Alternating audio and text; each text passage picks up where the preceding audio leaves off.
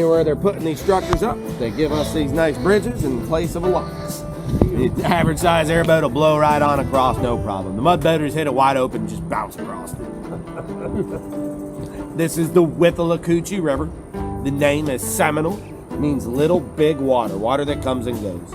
141 miles long, starts in northeastern Polk County. The Green Swamp is the headwaters, and it flows northward to the Gulf of Mexico near Yankeetown. It is one of 2 rivers in the state of Florida that flow from the south to the north. The other one would be the St. Johns River. On the north side of the dam, we're averaging about 4 feet right now.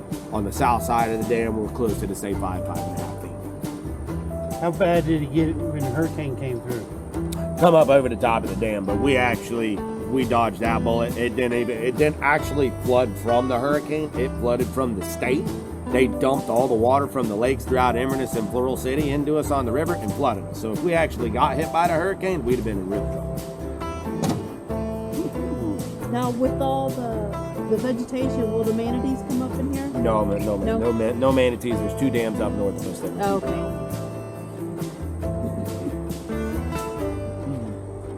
Got the cormorants hanging out on top of the buoys there. Yep. So they run like jet boats and stuff up in here?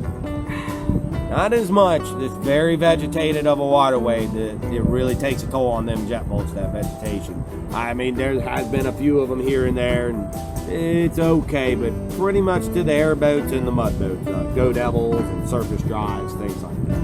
Okay.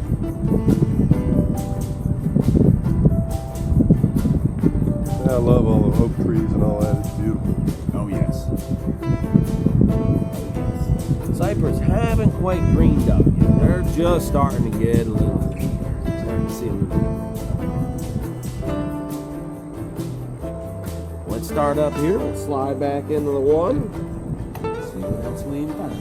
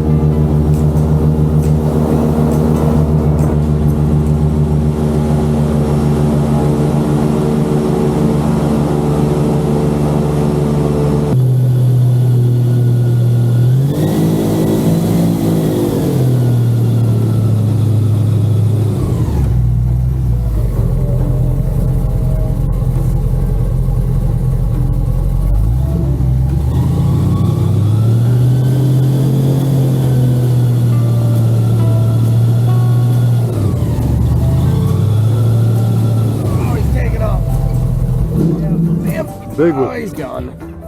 The big one. Not gonna let us up here.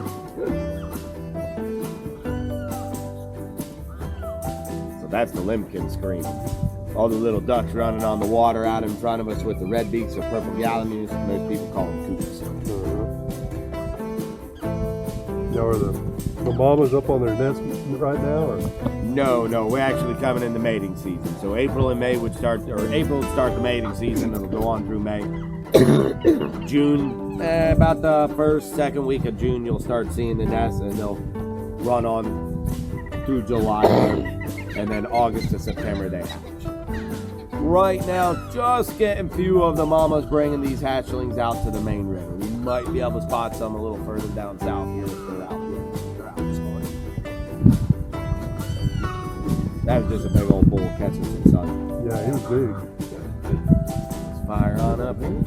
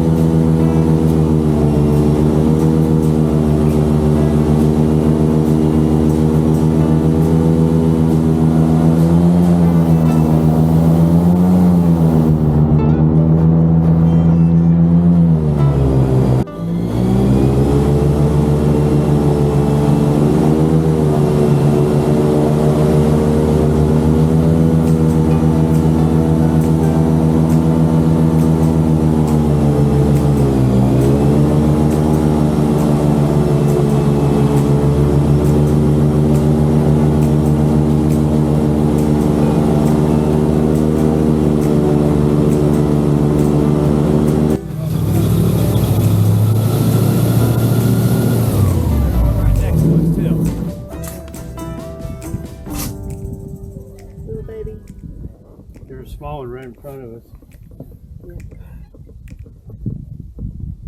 Small and round, that bud.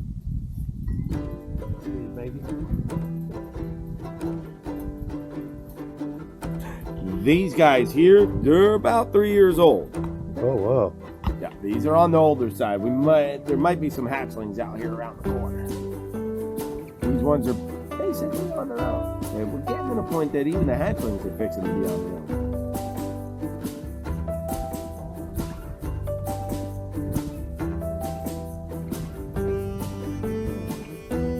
Start us up here. Push us on through here.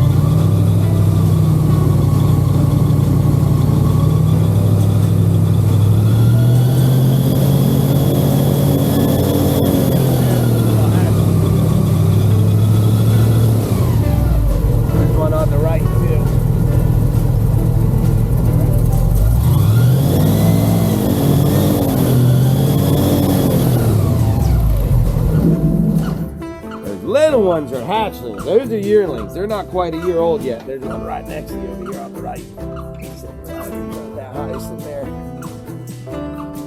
right there?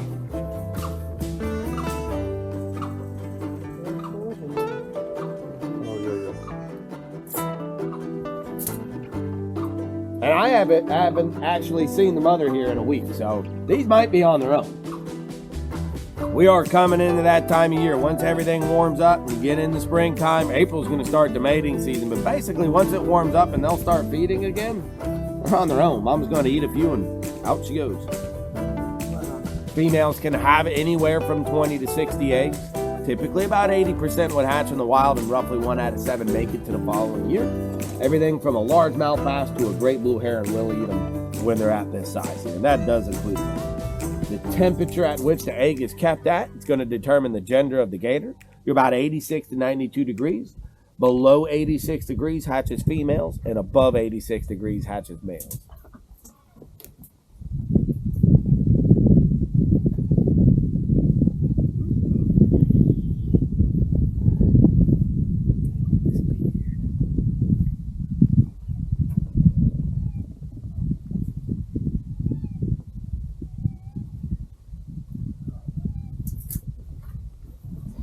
All of this is just floating. It's not attached. This is all floating. We call them tussock islands. You get the water hyacinths, the cattails, and the lance arrowheads all mixed in there, and it just creates a floating island. Getting down there. We probably only got a foot, maybe 2 feet of mud underneath some of them here.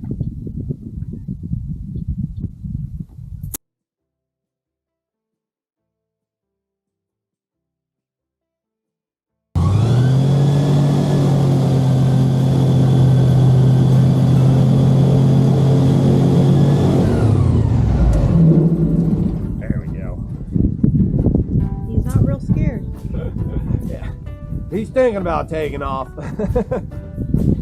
He's comfy. Our water's still pretty cold. We're about 67 to 68 degrees. So when they climb out and they get in this nice warm sun, they really don't want to give up their spot.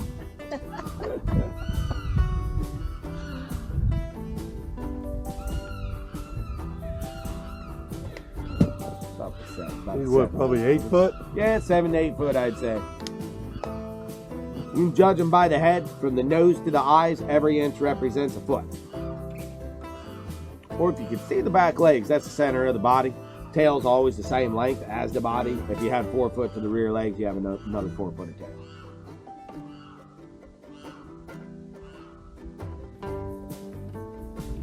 Y'all can't see me.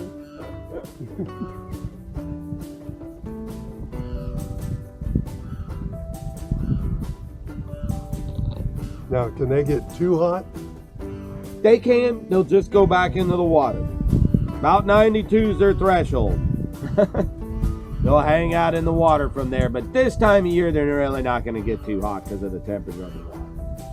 That's August, getting into them hot summer months when you get 90 to 100 degrees out. You won't really even see an alligator out. They just stay in the water and they stay back up in the shaded cypress.